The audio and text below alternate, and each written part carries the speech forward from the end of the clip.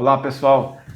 Meu nome é Marcelo De Victo. Estamos em mais um Voz do Contribuinte, nosso podcast que trata das empresas brasileiras, né, os fornecedores, distribuidores e apresenta informações a toda a sociedade brasileira. Hoje nós estamos recebendo o perito judicial e especialista em direito aeronáutico, o Wilton Raiol.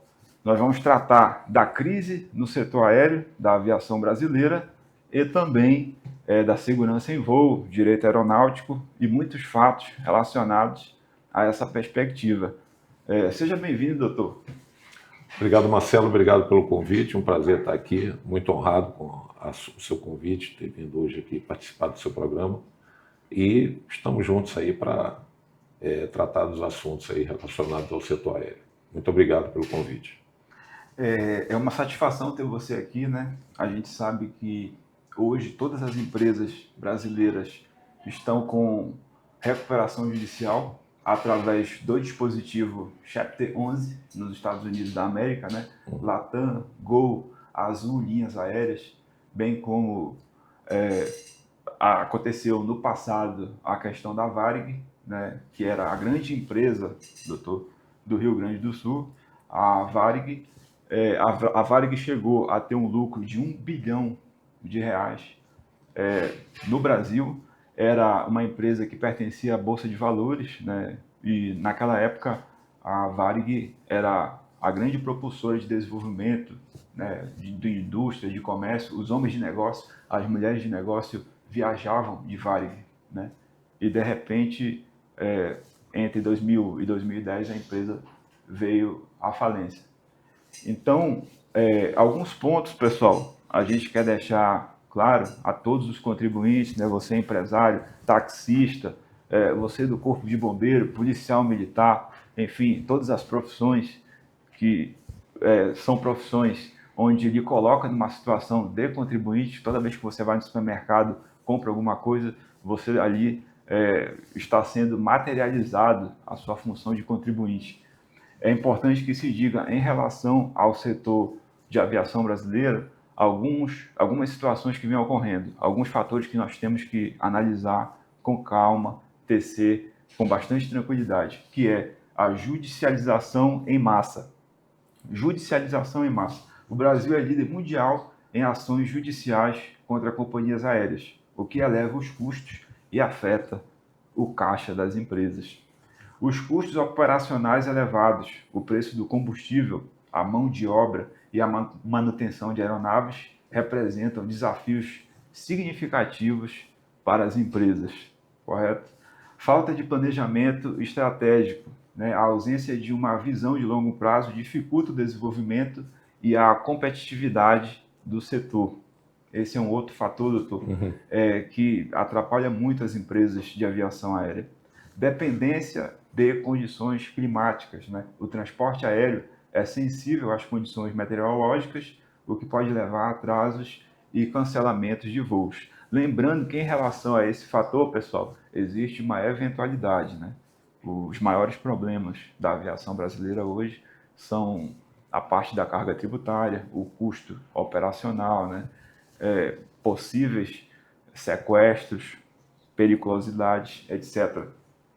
E, para finalizar, é importante que se diga, através de um especialista, recentemente, do mesmo porte do Wilton, ele falou a seguinte citação, né? A Azul não recebeu suporte financeiro nenhum diretamente do governo brasileiro durante a pandemia, nem a Gol, nem a Latam. Isso foi um especialista que falou da situação. Eu também quero dizer para vocês, para a gente poder passar a palavra para o Wilton Raiol, e ele já vai falar da especialidade dele. Outra coisa muito importante que outro especialista da mesma envergadura dele elucidou. A aviação é um negócio de margens muito pequenas. Em tempos normais, sem crise, se fala em 5% de lucro. É normal que companhias aéreas tenham dívidas grandes. Isso acontece no mundo todo, tá? Quem falou isso foi o Marcos Quintela, diretor da FGV Transportes numa recente entrevista. Então perceba que é consonância entre os especialistas, que é consenso, doutor, entre os especialistas, entre os intelectuais da aviação brasileira, que nós temos um problema muito grande envolvendo a relação fisco, né, e empresas brasileiras. Doutor, o senhor fica à vontade para falar, dar uma introdução sobre isso, pode também falar sobre a segurança em voo, direito aeronáutico e como que nós poderíamos encontrar um caminho para que o setor de aviação possa parar de ter crises de recuperações judiciais, né, espantar esse fantasma da Varig e o setor possa começar a crescer. Na sua fala você abordou diversos pontos aí que são importantes, que vale a pena a gente destacar, né? Com relação às empresas, a questão financeira, depois nós temos a questão da gestão dessas empresas, você abordou a parte da judicialização, a gente tem um alto índice hoje de ações indenizatórias, né, com relação a quando a gente trata de responsabilidade civil objetiva das empresas, ou seja, uma reparação de dano, tendo em vista que isso existe realmente um contrato, que é o próprio bilhete de passagem entre o passageiro que adquire um produto, ou seja, existe essa relação de consumo, e esse contrato ele vigora a partir do momento que você adquire esse produto e ele vai se encerrar quando o passageiro chega no seu destino final e assim ele chega com segurança, né? A parte financeira das empresas, nesse período todo que eu passei na aviação, sempre escutei essa questão de crise, né? Eu voei em duas empresas na época, década de 80, 90, onde essas empresas elas tiveram o seu espaço dentro da aviação brasileira. Mas o que acontece hoje em dia, isso já vem desde aquela época, eu entendo dessa forma, que há um impacto financeiro daquilo que se vende com relação ao custo operacional dessas empresas. Hoje o custo é muito alto, porque ele é cotado em dólar. E aqui a gente tem uma receita, né, ou seja, em reais, e dá uma diferença, só aí já dá uma diferença grande. Na sua opinião, você acha que a carga tributária brasileira, né, atual, ela tem influência direta no custo operacional, sendo Sim. que o mais afetado no final é o pagador, o contribuinte, o cidadão que paga a passagem? Sim, impacta porque ela tem que tirar essa defasagem, digamos assim, desse custo, né? Então você pega um componente hoje da aeronave, ela é cotada em dólar, né? Qualquer componente que você for trocar ali é um preço absurdo. Sim. E ela tem que trocar, porque a própria agência ela tem a sua competência na questão da fiscalização. E essa fiscalização passa pelos operadores, passa pelas aeronaves, pilotos, né, as empresas, enfim. Então, ela tem que estar de acordo para que ela possa a aeronave esteja aeronavegável dentro do seu nível de segurança, né? Então, é um custo muito alto. Aí a gente parte também para a questão do combustível. E vale aqui ressaltar, acho que há uns 20 e poucos anos atrás, a gente tinha um aeroporto de Confins, né?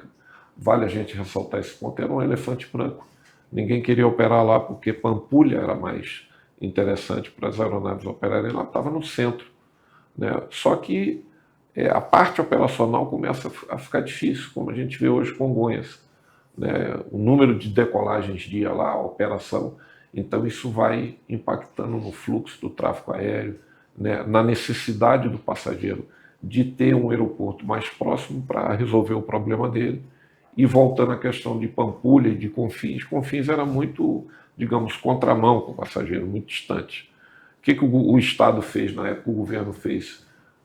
Baixou o ICMS do combustível, do querosene, ou seja, deu um incentivo para as empresas que operavam lá, né? Então, por diversas vezes eu operei lá fazendo o que a gente chamava de aproveitamento de combustível, ou seja, você dentro do envelope de peso e balanceamento, se você tinha um disponível grande na aeronave disponível, você aproveitava isso com combustível, porque era mais em conta do que o combustível quando ele chegava no Nordeste. Então você vê a diferença, isso aí, esse incentivo acabou aumentando, né, o tráfego, foi interessante para as empresas, né? E logo quando chegou a Azul, e aí o mercado começou a crescer novamente, a Azul hoje ela tem uma base lá. Não sei se hoje o ICMS continua, né? Acredito que não. Mas naquela época foi interessante. Então impactou de forma, na parte econômica, um custo operacional muito em conta para as empresas, né? Então é importante a gente trazer isso também para a nossa entrevista aqui, né? Sem dúvida. O senhor acha que a falta de concorrência, ou melhor dizendo, a concorrência atual que o Brasil tem, né? Ali está em 3, 4, 5 empresas, né? Ou domésticos nacionais. Então, o senhor acha que o aumento dessa suposta concorrência poderia fazer com que o pagador da passagem no final, né, que compra ao final a passagem pela internet, no aeroporto, ele poderia ter uma queda na precificação, né, seria o principal beneficiado desse mercado? Por isso que hoje fala-se muito em céus abertos aqui no Brasil. Mas em contrapartida, isso impacta na quinta e na nona liberdade do ar, a questão de fazer essa operação aqui dentro.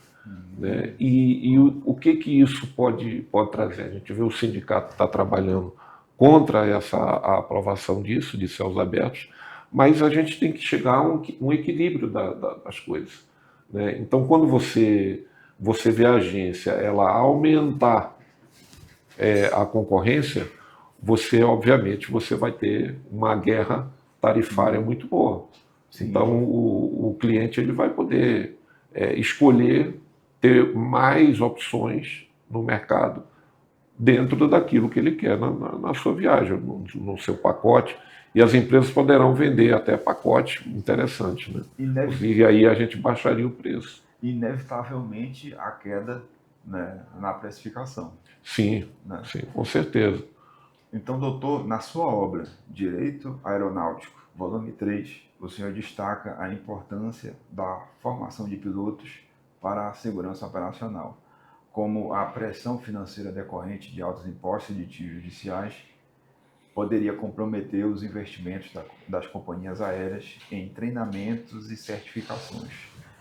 Ou melhor dizendo, a formação dos pilotos é algo preponderante. Nós sabemos que um piloto que é viciado ou que tem uma vida paralela à de um piloto normal, ele pode colocar em risco a vida de 100, 200, 300 pessoas, né, que estiverem a bordo daquele Boeing. Então, como que o senhor vê a preparação dos pilotos, o treinamento dos pilotos, a seriedade que existe em torno de tudo isso e como que essas certificações poderiam ser integradas, né, com os Estados Unidos, Europa, enfim. Eu destacaria nisso que você colocou 3 pontos que eu acho que são importantes. Uma, a questão da formação desse piloto. Quando a gente fala na formação, eu me refiro aí à questão da base da pirâmide. Se o piloto, o profissional, ele entra hoje para a aviação, essa base, como é que ela tem que ser formada? Né? Como que as escolas hoje estão formando esse profissional? E aí eu vou voltar lá no início, o terceiro ponto seria o treinamento. Então uma coisa está ligada à outra, tanto a formação dele, isso aí eu estou falando de disciplina operacional, né, de dedicação, de utilização das ferramentas que dentro desse período de formação até a questão do treinamento ele passa por isso, para a gente ir subindo, escalando essa pirâmide para você ter a base para que ele chegue no topo da pirâmide com a formação completa, ou seja, um profissional completo. E por último, né, essa questão que a gente fala hoje da saúde mental do piloto. Recentemente, ontem eu publiquei a respeito disso, porque a gente não pode discutir um lado operacional, que seria a parte do treinamento, e esquecer a saúde hoje do tripulante. Ou seja, nós estamos falando de um ser humano, nós estamos falando de uma máquina. Então, esse ser humano que está lá na frente, como é que ele está?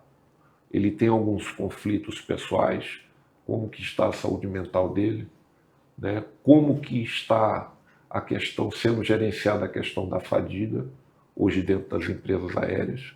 Será que ele está utilizando a ferramenta adequada para ele, quando estiver fadigado, sair do voo ou não? Ou existe, de forma velada, e já falando disso, uma pressão por parte da empresa em relação à não utilização, digamos, dessa ferramenta para que se utilize ao máximo esse tripulante? Então, quando os acidentes acontecem, não é só a parte operacional. Tanto é que James Wiesel, no seu estudo de erros humanos, ele admite hoje, né, isso lá no estudo que ele fez em 90, ele fala que os erros humanos hoje nos acidentes eles estão em torno de 80%. Aí o usuário ele escuta isso, impacta.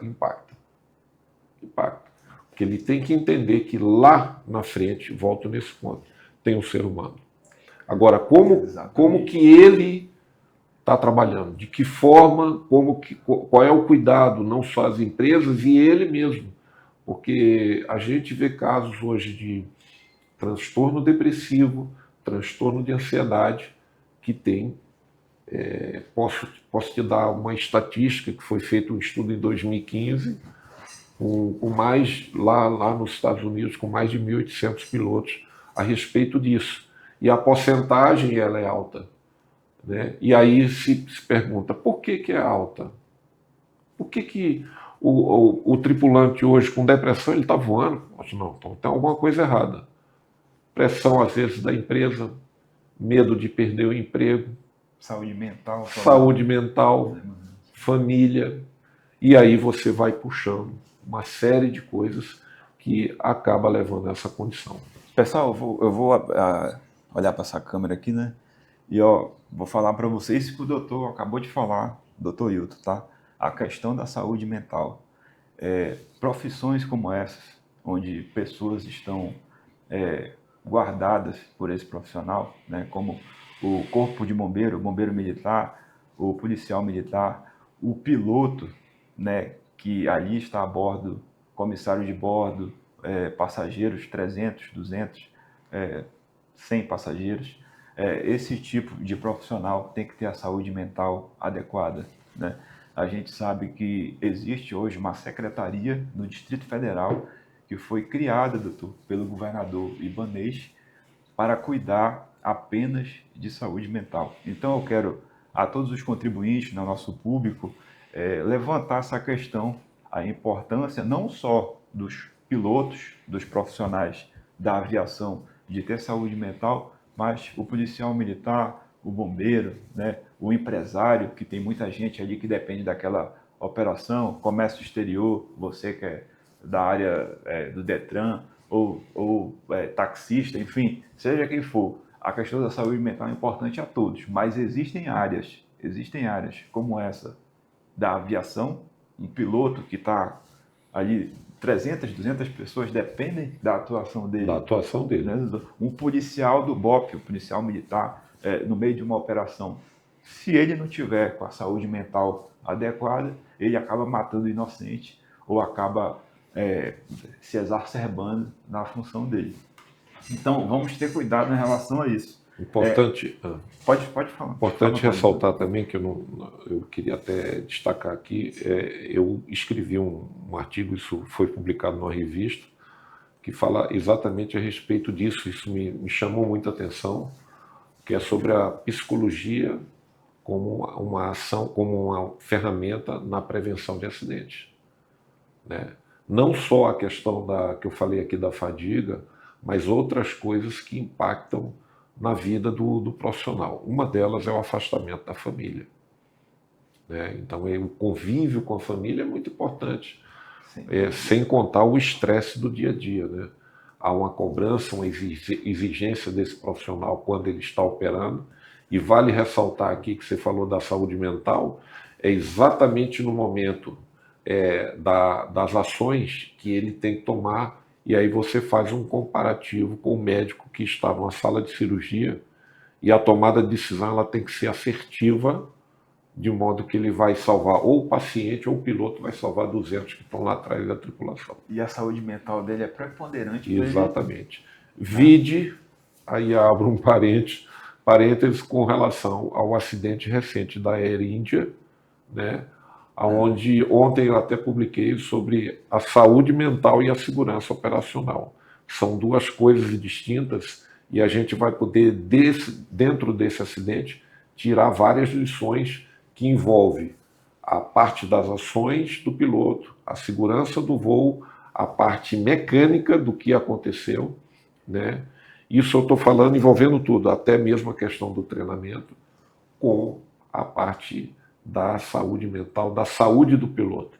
Será que essa ação foi uma ação que, no momento de crise que ele estava, de conflito pessoal, ou de um possível suicídio, não se sabe. Né? Perfeito, perfeito. Então, é muito importante, tá, pessoal? Esse quesito, tá? Ter muita atenção em relação a isso, principalmente em relação a profissões de risco, as profissões de risco. Né? Hoje nós estamos falando dos pilotos, Latam, Gol, né? Voos domésticos e voos internacionais. Né? Um homem desse, com a saúde mental afetada, ele pode colocar em risco ali 300, 200, 100 pessoas. E isso aí é uma desgraça, uma tragédia, né, doutor? Para o nosso país, para qualquer país do mundo. Então, voltando à nossa linha, doutor, como perito judicial, o senhor já investigou acidentes aéreos e analisou fatores técnicos, né? E o senhor também abordou o perigo baloeiro no direito aeronáutico, volume 2, como incidentes externos aliados a desafios financeiros impostos pela tributação, que afetam a percepção de segurança no setor aéreo brasileiro. Então, como o senhor pode pontuar a questão da segurança no setor aéreo, né? Sempre com aquele objetivo que o senhor, como perito, tem de proteger, conservar, resguardar? O risco baloeiro ele é um risco que ele todo ano, né, ele é recorrente. Todo ano a gente vê acontecer. Né? Então, a gente precisa ver as ações de mitigação do risco e de coibir esse tipo de operação próximos a aeródromos, e a gente tem o lado da responsabilização daqueles que têm que cuidar da segurança. Né? Quais são os órgãos competentes que poderiam intervir para que isso não viesse a acontecer. A gente tem, eu acho que eu citei, citei nesse livro a questão, nesse capítulo, né, a respeito da PL, desse projeto de lei que tramitou já no Senado, né, e já tem as normas, uma delas é exatamente, se não me falha a memória, acho que artigo 16, que fala exatamente de coibir esse tipo de operação.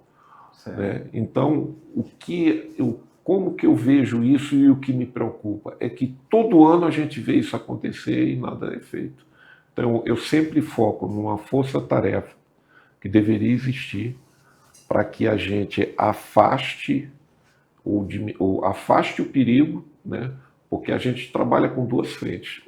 Gerenciamento de risco para que se evite chegar no perigo. A aviação é isso, é a gente ter essas duas frentes aí trabalhando. Então, a gente precisa afastar essas operações através dos órgãos competentes e responsabilizar eles também, para que a gente evite esse tipo de coisa. Pode causar um acidente? Pode.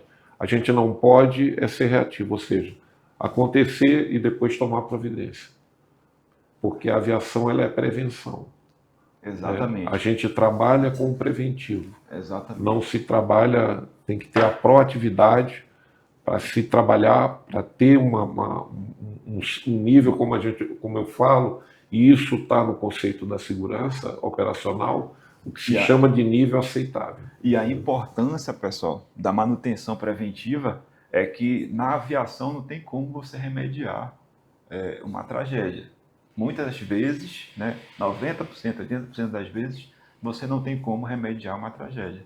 Né? O avião está em voo, de repente acontece um problema, ele vai a um acidente. A pergunta que eu faço a você, quantas pessoas irão sobreviver numa situação como aquela?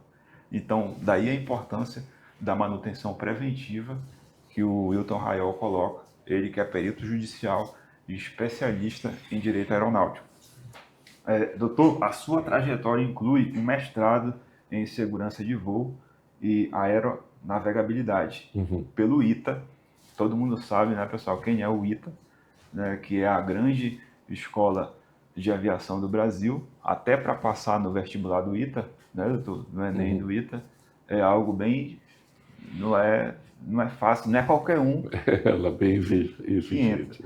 Então, as publicações como Aspectos Contemporâneos do Direito Aeronáutico foram fundamentais para a gente chegar na seguinte situação. De acordo com a sua experiência como piloto e estudioso do direito aeronáutico, né, que moldou a sua visão sobre os desafios enfrentados pelas companhias aéreas em crise, especialmente em relação à recuperação judicial.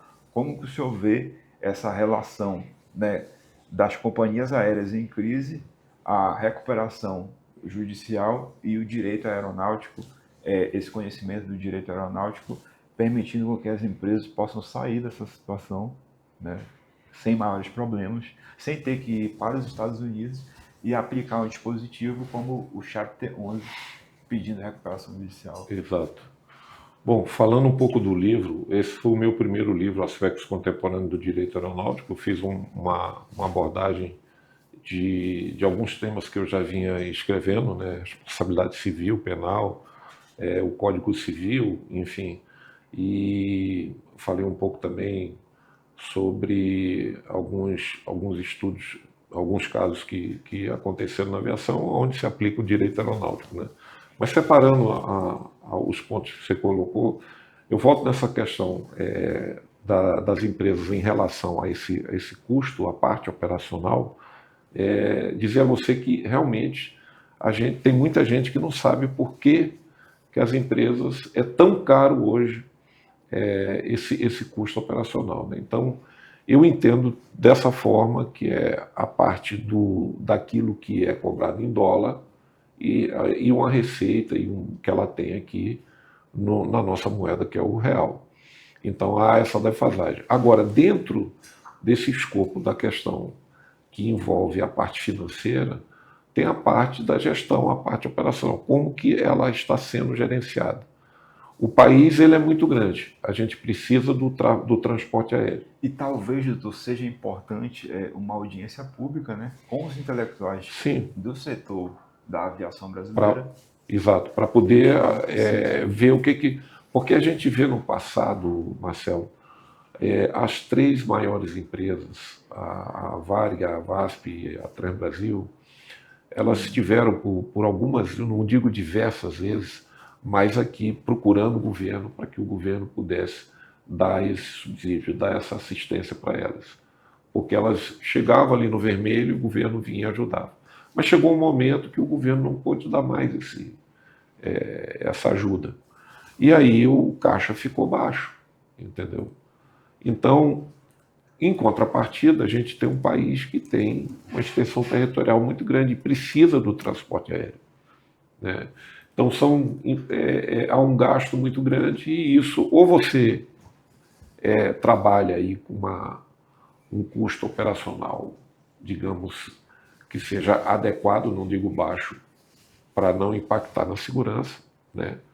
Ou isso a gente vai ter que estudar melhor para ter esse equilíbrio financeiro, a empresa e até mesmo a questão daquilo que está sendo cobrado, para que não fique caro para o contribuinte, para o usuário, né? Perfeito. Por outro lado, agora complementando a pergunta que você falou do direito aeronáutico, é importante a gente ressaltar quando se fala de direito aeronáutico, a área do direito cujo o objeto é a aviação civil.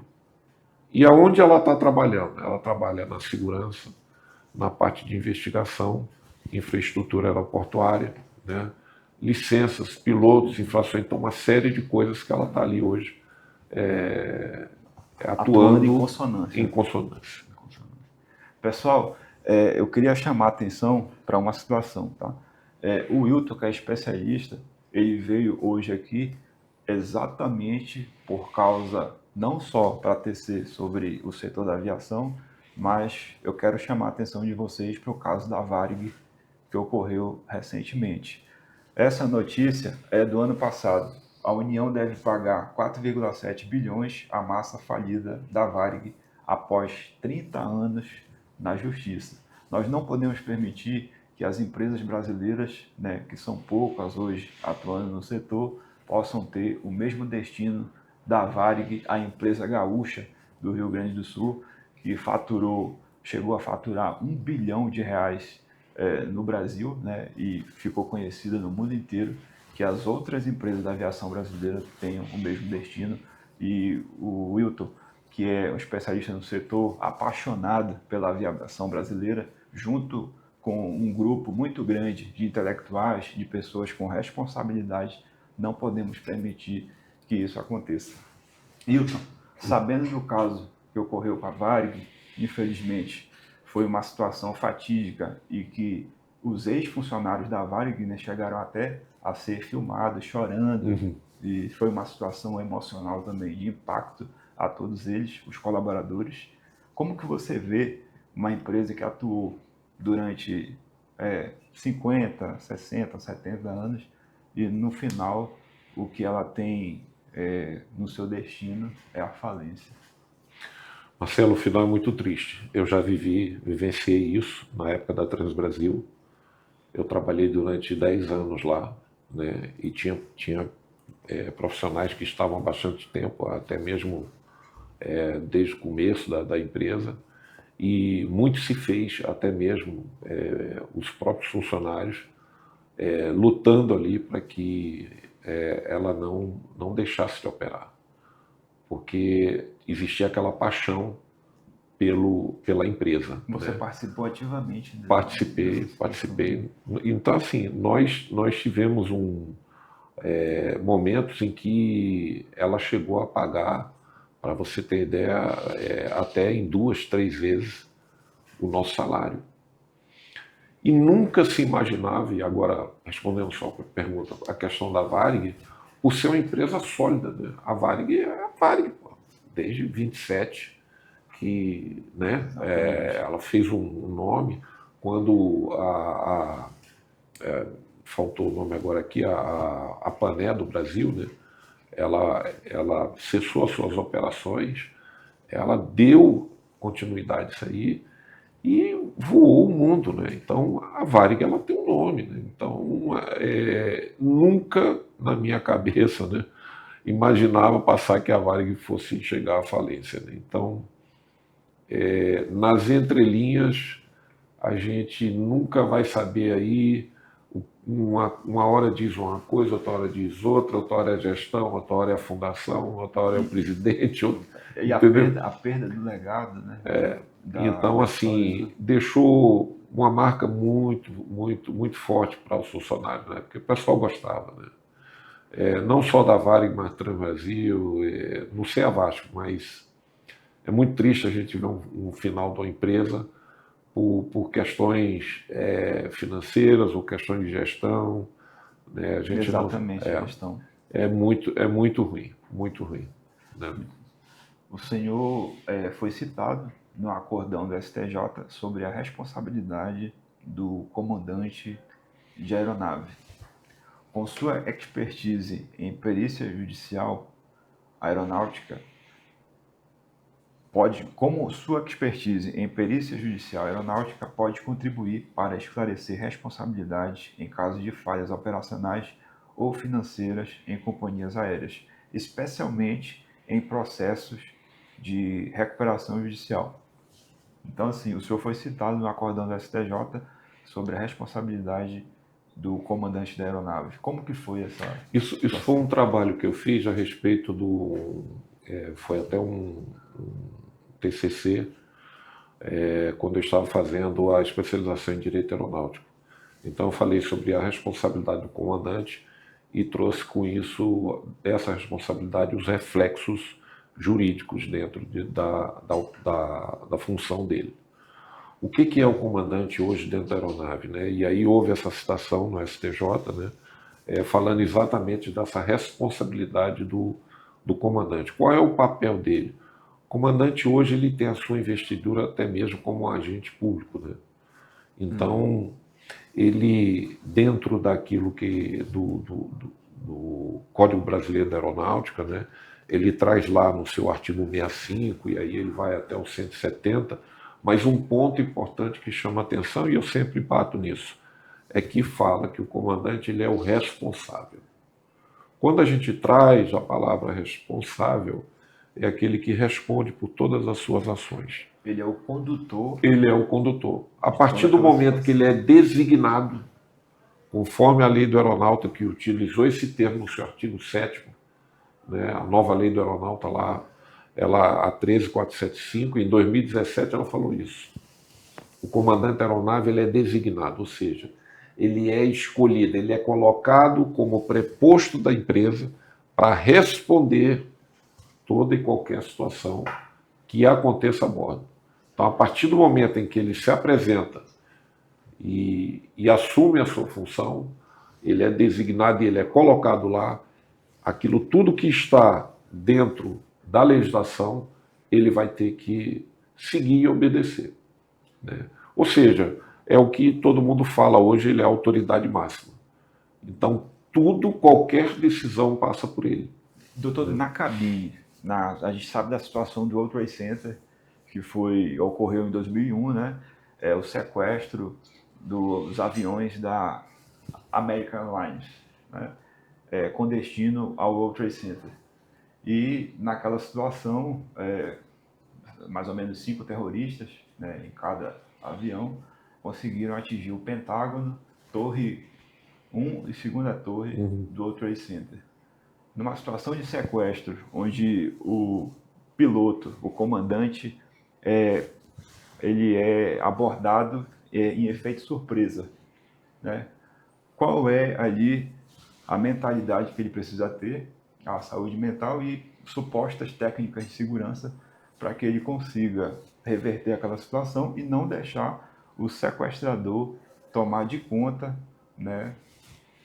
A gente tem, muito boa a sua pergunta, que é o seguinte, a gente tem 2 momentos aí, tem antes do 11 e o pós 11 de setembro. Antes do 11 de setembro, essa segurança de cabine, ela não era tão rigorosa como é hoje. A partir do 11 de setembro, esse protocolo ele mudou. Então, as portas da cabine começaram a serem blindadas e o acesso ficou restrito demais. A caixa preta continua A caixa preta continua. Então, hoje, antigamente você tinha esse acesso durante o voo, o passageiro ia lá visitar a cabine, aí tirava foto, aí viu os pilotos ali trabalhando e tal. Isso não mais. Não tem mais esse acesso, né? Recentemente a gente teve um caso, e eu sempre falo, na aviação tudo pode acontecer, de um cidadão que se vestiu de piloto, colocou um crachá fake e durante o voo ele quis entrar, ter acesso à cabine. E aí o piloto teve essa consciência situacional, né, essa percepção para entender que o cara não era piloto, não era nada, era simplesmente um intruso que queria ir na cabine. Queria o comando da aeronave. E aí eu não sei, ele tendo esse acesso, né, o que ele iria fazer lá. Doutor, numa situação do sequestrador, ele está armado, né? Ele está ali com uma pistola, né? Uma faca, ele consegue introduzir isso e entrar dentro do avião com isso, né? Burlando a segurança, né? Toda a segurança para que isso não aconteça. Como que ele pode agir nessa situação, numa tática compartilhada com os outros passageiros, se for o caso, ou a equipe, né, os comissários de bordo, como que eles podem atuar nesse sentido? O que a gente tem em treinamento, e voltando para a questão da porta blindada, é não abrir a porta. De forma alguma? De forma alguma. A cabine ela tem que ser preservada. É duro dizer isso, o cara vai começar a atirar lá, vai começar a matar passageiro e, e a gente vai ceder, digamos, ao sequestrador, entendeu?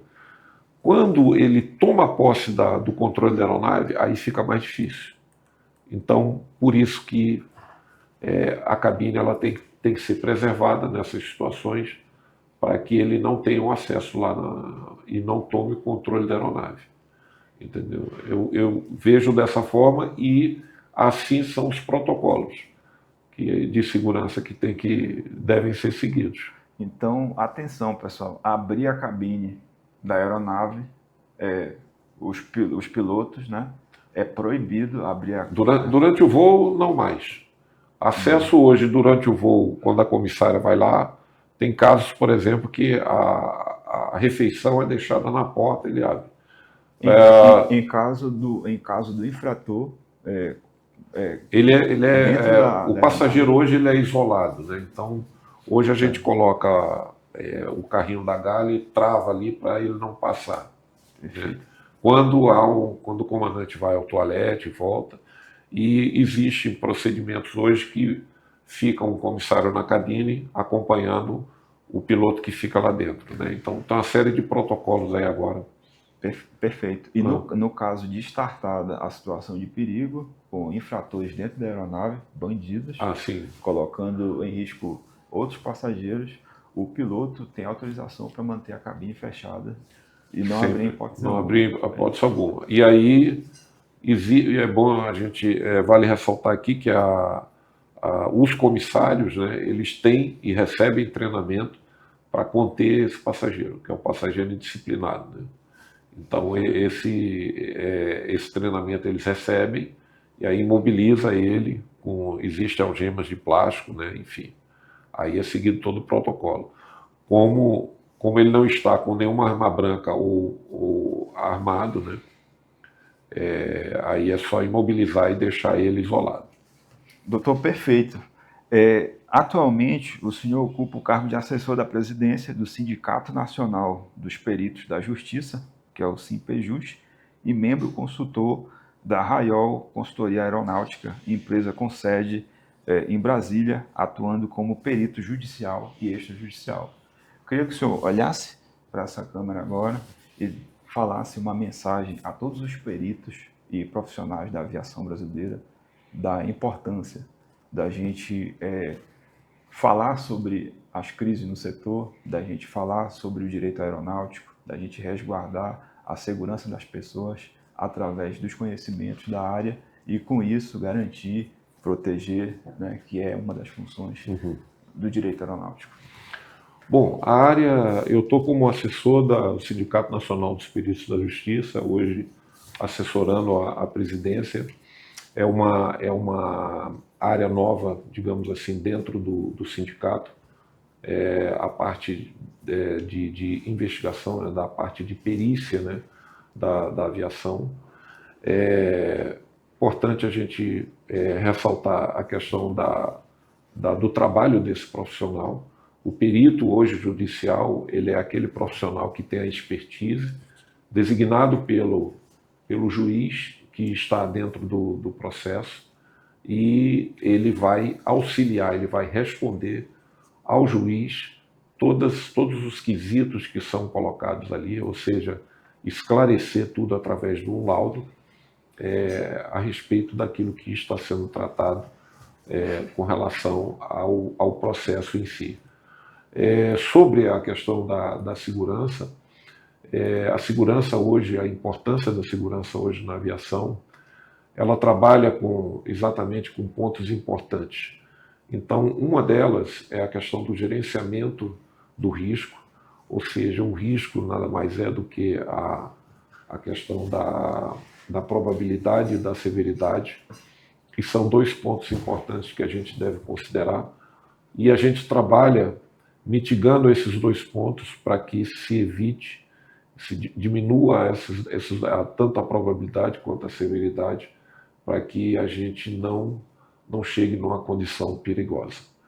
Então, existem as lâminas, né, as barreiras que, nesse processo, que evita que a gente chegue nesse perigo de forma mais rápida, ou seja, um risco que está sendo bem gerenciado.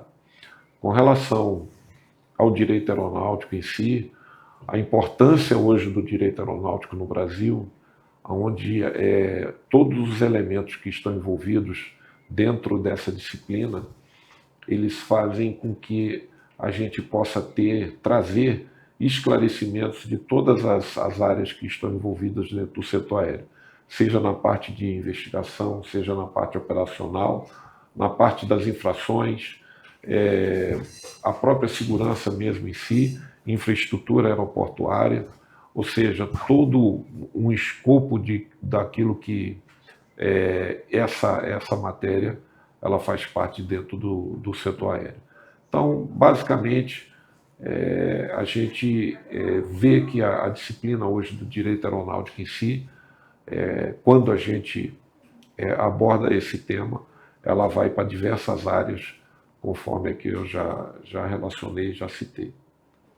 Doutor, o seu trabalho foi citado no recurso especial número 1466, ponto 237/SP, relatado pelo ministro Luiz Felipe, decidido pela 4ª Turma do Superior Tribunal de Justiça, o STJ, em 2019. O estudo de referência mencionado no acórdão destaca a responsabilidade do comandante de aeronave e seus reflexos jurídicos.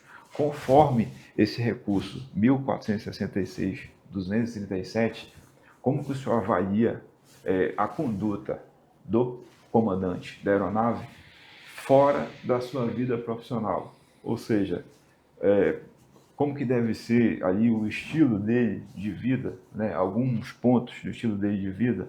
Por exemplo, nós cremos que um piloto de avião, na noite anterior que ele for trabalhar, ele não pode ir para a balada e curtir e dar uma volta. Então, como que o senhor analisa esses pontos em relação à vida paralela do piloto de avião?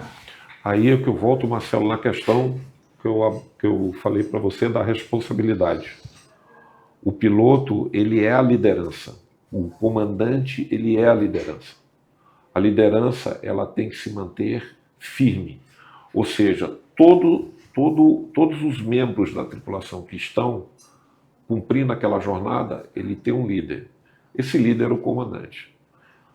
Quando você aborda a questão como que é a vida dele fora do voo, durante o cumprimento daquela jornada ou daquela programação de voo, seja ela de 3, 4 dias no pernoite, ele tem o seu período de descanso. Nesse período de descanso, a gente tem os seus limites. Então, digamos, eu vou ingerir bebida alcoólica. Isso aí há uma fiscalização por parte das empresas, até mesmo lá fora, para você ter ideia. E quem faz a fiscalização é a empresa, a Infraero? A empresa ela acompanha. Lá fora, eles urinam antes do voo, no frasquinho é feito esse teste. O teste. Entendeu? Então, essa fiscalização é importante. Eu fui dormir que horas? Porque você tem que ter o seu período de descanso.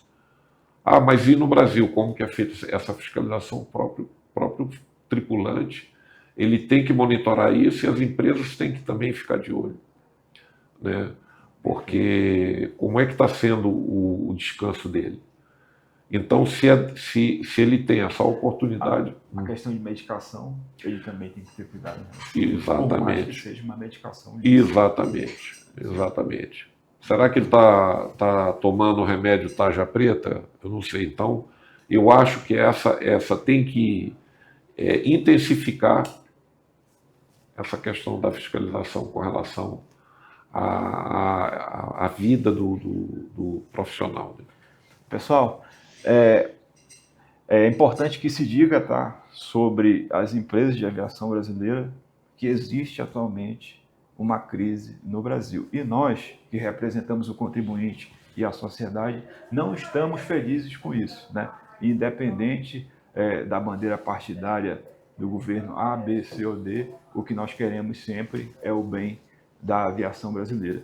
mas é importante que se diga que todas as empresas do Brasil, as principais empresas do Brasil, Gol, Azul, né, Latam, pediram a recuperação judicial acionando o dispositivo Chapter 11 nos Estados Unidos da América. Então, eu vou só citar, pessoal, agora o nome aqui para vocês terem a situação do problema, tá?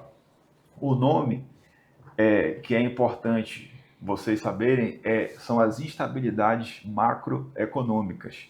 E o número, né, são os 2 bilhões que ocorreu no caso da Azul. Então, o processo permitiu que a Azul eliminasse mais de 2 bilhões de dólares em dívidas, tá? O que representa 11,28 bilhões de reais. Então, perceba que com esse quantitativo você tem noção do tamanho da dívida dessas empresas, né, doutor? São dívidas bilionárias, né? E são empresas que não tem como você pegar uma Azul e você trocar por um Big, ou, né? Como é que o senhor avalia? E vale ressaltar dentro disso aí, quando eu comentei a respeito da gestão, né? A gente sempre lembra daquele ditado que a gente tem que colocar o chapéu até onde o braço alcança, né? É fácil hoje gerenciar? Não é. Eu sei que não é. O gestor que está ali não é. O CEO que está ali, o executivo que está ali na frente, eu sei que não é fácil. Mas exatamente, o país ele necessita exatamente desse transporte, né? Então, hoje a gente vê rotas aí que você liga direto o Nordeste, direto lá para os Estados Unidos, para a Europa, né? E aí você tem linhas que são deficitárias, tem linhas que são que dão lucro, que são excelentes, tem outras que você vai gerenciando, né? Mas eu vejo que, assim, eu acho que não adianta a gente aumentar, fazer crescer, como fez no caso Azul. Ela teve uma visão que eu acho interessante. Por quê? Porque ela trouxe de volta aquilo que a gente tinha perdido no passado, que é a aviação regional, através de equipamentos que ligam o interior ao centro, né? Então, o que ela faz? Ela traz ali interliga os locais. E hoje, não sei, mas eu lembro que, para você ter ideia, em Campinas também, que era um elefante branco, a gente sabe disso, ninguém queria operar lá, e quando a Azul chegou, ver o que se transformou hoje Campinas. Hoje Campinas com a Azul, ela tem em média, eu acho que 900 decolagens dia. E tem muita gente influente morando em Campinas, né? Exatamente. A visão empresarial ela foi interessante naquela época.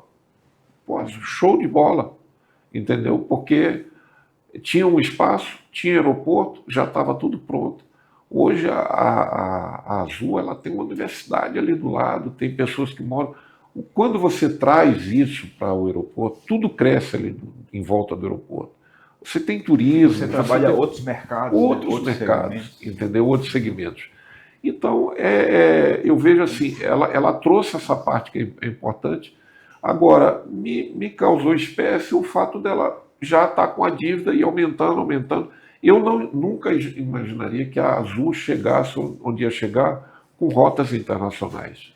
Talvez esses slots, esses espaços foram sendo oferecidos e ela realmente foi crescendo com bons equipamentos. Foi crescendo e gerando o desenvolvimento multissetorial. Exatamente. Num aeroporto que você tem ali, acho que mais de 3 mil metros de pista, grande, que estava ali à disposição de todo mundo. E as antigas não operavam lá. Eu passava lá, era assim, só para abastecer e ir embora, porque a gente fazia um voo para Caldas Novas ali, que era um voo de fretamento, só para pegar um pacote que tinha ali em Campinas, e era sozinho, não tinha ninguém. Legal. E era um incentivo, então é bom que se diga isso como era antigamente. Eram promoções, né? E essa visão só veio acontecer quando a Azul chegou. Vejam hoje o que é Campinas, Confins e Recife. as linhas que antigamente não tinham. Olha Recife hoje, o que tem de hoje de voos, então ela tem uma base lá. Doutor, o Marcos Quintela, diretor do FGV Transportes, ele destaca que, diferentemente do que ocorreu nos Estados Unidos e na Europa, as companhias brasileiras não receberam apoio governamental no pós-pandemia, com linhas de crédito específicas para o setor, no governo Luiz Inácio Lula da Silva. Por conta disso, elas foram até os Estados Unidos da América atrás do dispositivo Chapter 11 para poder ter a sua recuperação judicial. Tá? Eu quero dizer para o governo federal aqui e para todo o Brasil que o governo federal é o responsável pela atual crise da aviação brasileira. O governo federal não respeitou as empresas brasileiras, já com precedente da Varig recentemente, entre 2000 e 2010, que veio à falência. Portanto, nós não estamos aqui para tratar de questão política ou partidária, mas quando se trata de gestão pública que afeta o contribuinte, doutor, nós precisamos falar sobre o assunto. E nós recomendamos ao governo federal que tenha uma atitude diferente em relação à aviação brasileira, em relação ao setor da aviação brasileira, porque essas empresas, doutor, são praticamente insubstituíveis, né? Você tirar uma Azul do mercado, uma Gol do mercado, você pode até trocar, mas você vai ter uma dificuldade muito grande em relação a isso, eu concordo? Sim. Nós vamos voltar ao passado que era antes, né? Nós vamos ter perda aos empregos, né? Muita gente desempregada, muita gente precisando, né, de trabalhar. E aí é aquilo que a gente vê, como você citou aí, a empresa como a Azul, do porte da Azul, está na situação que está hoje, né? Então, preocupa o mercado? Preocupa, porque se amanhã ela sai, isso não é igual como era antigamente ficha telefone, né? Que você cai uma, bota outra, cai uma, bota... Não é assim, né? Então é isso, pessoal. Esse foi o Voz do Contribuinte, tá? O doutor Hilton também é empresário, né, perito e consultor na aeronáutica, né? Ele trata dos serviços de aviação, né? E ele vai falar um pouco da empresa dele para a gente finalizar e vai colocar o contato e o e-mail dele para que você que queira contratar o Hilton, né, você que é empresário ou você que é da área do setor de aviação, né, ou é um colega, enfim, que está nesse mercado e precisa de um conhecimento mais profundo, ele está à disposição. Daqui a pouco ele vai falar da empresa dele, para a gente finalizar, vai deixar o contato dele e o e-mail. Eu queria só chamar a atenção, pessoal, para uma situação, tá? Para a gente poder finalizar com chave de ouro. Esse é o Voz do Contribuinte. A gente se preocupa com os setores da sociedade que precisam de esclarecimentos, né? São mercados que precisam de pessoas falando sobre o assunto, de grupos através de audiências públicas, né? De rodas de conversa, né, doutor, como essa, colocando o pingo nos is e esclarecendo os fatos a toda a sociedade brasileira. Nós estamos aqui pelas empresas e pelo Brasil. Foi uma honra ter você conosco até aqui. Quero deixar um forte abraço. Eu sou o jornalista Marcelo De Victor e o doutor vai finalizar o podcast com chave de ouro. Fica à vontade, doutor. Pessoal, me sigam lá nas redes sociais. Eu estou no LinkedIn com a página Aviação e Direito Aeronáutico, a newsletter semanalmente. Estou publicando artigos relacionados à aviação, direito aeronáutico, e no Instagram também matérias voltadas para a aviação. Forte abraço, muito obrigado.